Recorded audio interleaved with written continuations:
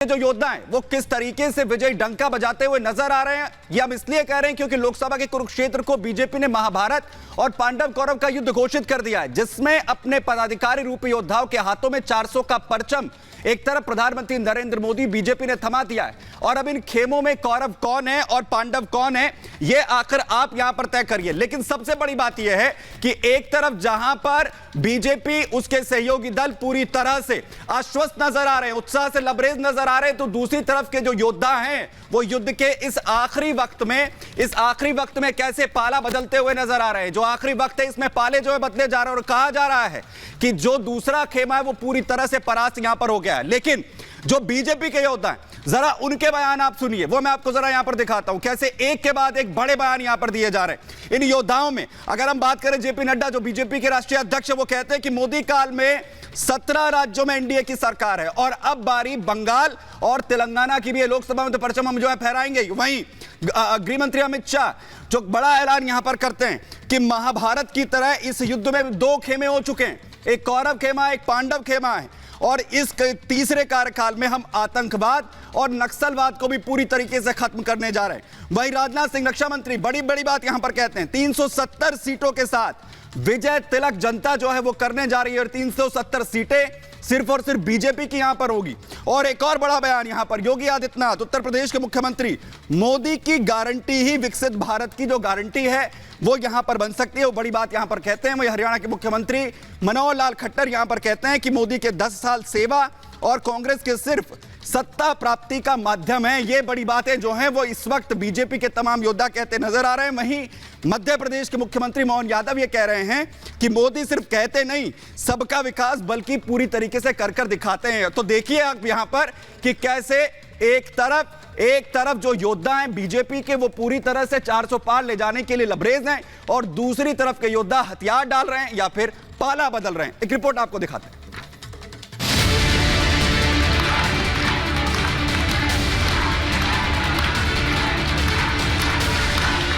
मैं बीजेपी सरकार का तीसरा टर्म सत्ता भोग के लिए नहीं मांग रहा हूं, मैं अपने सुख वैभव के लिए जीने वाला व्यक्ति नहीं हूं।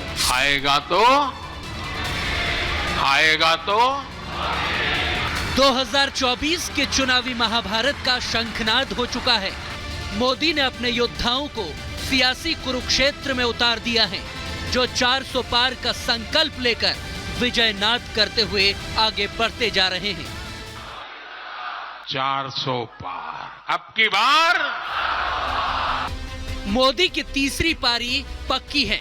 ये भरोसा ही बीजेपी को इस सियासी रेस में सबसे आगे बनाए हुए हैं, क्योंकि मोदी ने 10 साल में जो बड़े बड़े काम किए हैं, अब तीसरी पारी उससे भी बड़े कामों के नाम होगी।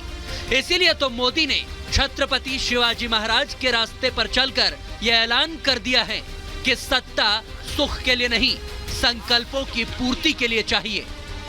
जब छत्रपति शिवाजी महाराज का राज्याभिषेक हुआ तो उन्होंने ये नहीं किया कि अब तो छत्रपति बन गए, सत्ता मिल गई तो चलो उसका आनंद लो।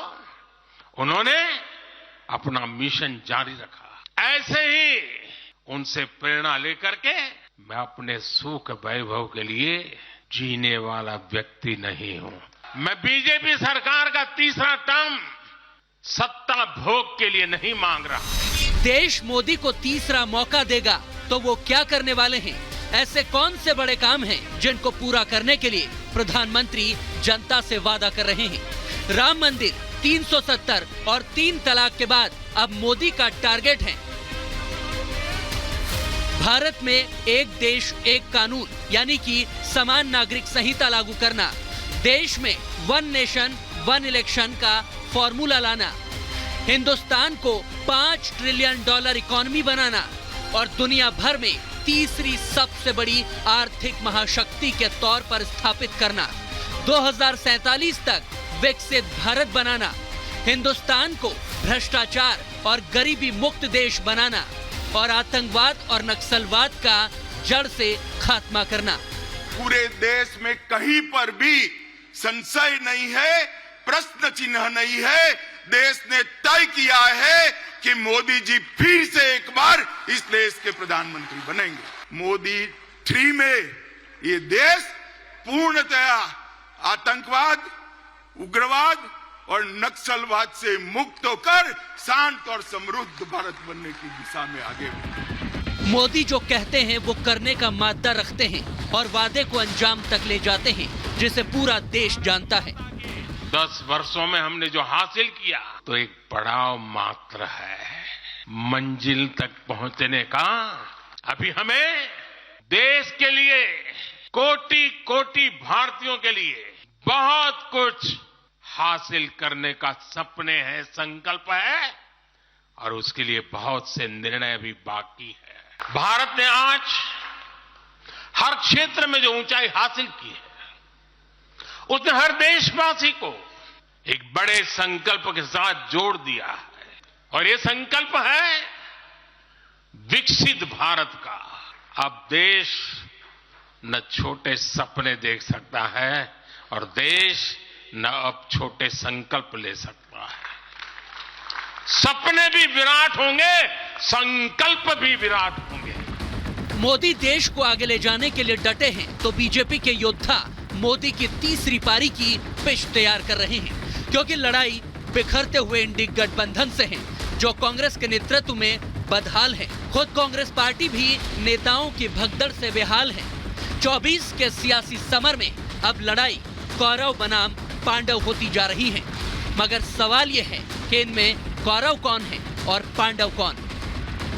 महाभारत के युद्ध में जैसे पांडव और कौरव के खेमे पड़े थे, इसी तरह चुनाव के पहले 2 खेमे पड़े हैं। एक खेमा है मोदी जी के नेतृत्व में, बीजेपी के नेतृत्व में एनडीए का गठबंधन, और दूसरा है कांग्रेस के नेतृत्व में सारी परिवारवादी पार्टियों का इंडी अलायंस। पिछले 10 वर्षों में 25 करोड़ लोग गरीबी रेखा से बाहर आए हैं।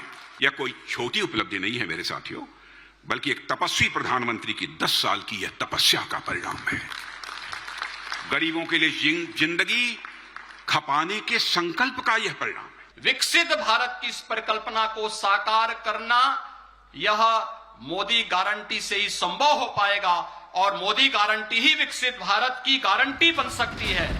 कुरुक्षेत्र में कांग्रेस लड़खड़ा रही है तो मोदी सेना विजयनाद करते हुए आगे बढ़ती जा रही है, जिनके हाथ में मोदी ने बीजेपी के लिए 370 और एनडीए के 400 पार सीटों का परचम थमा दिया है। अब की बार आज विपक्ष के नेता भी एनडीए सरकार 400 पार के नारे लगा रहे हैं, और एनडीए को 400 पार कराने के लिए भाजपा को 370 का माइलस्टोन पार करना ही होगा। कांग्रेस का ट्रैक रिकॉर्ड हम सभी के सामने है। कांग्रेस अस्थिरता की जननी है, कांग्रेस परिवारवाद की जननी है, कांग्रेस भ्रष्टाचार की जननी है, और कांग्रेस तुष्टीकरण की भी जननी है। मोदी को मालूम है मुकाबला अब बराबरी का नहीं है, ऐसे में 400 पार का लक्ष्य आसानी से हासिल हो जाएगा। इसीलिए तो जीत के साथ अब मोदी का लक्ष्य है ऐतिहासिक फैसले और विकसित भारत।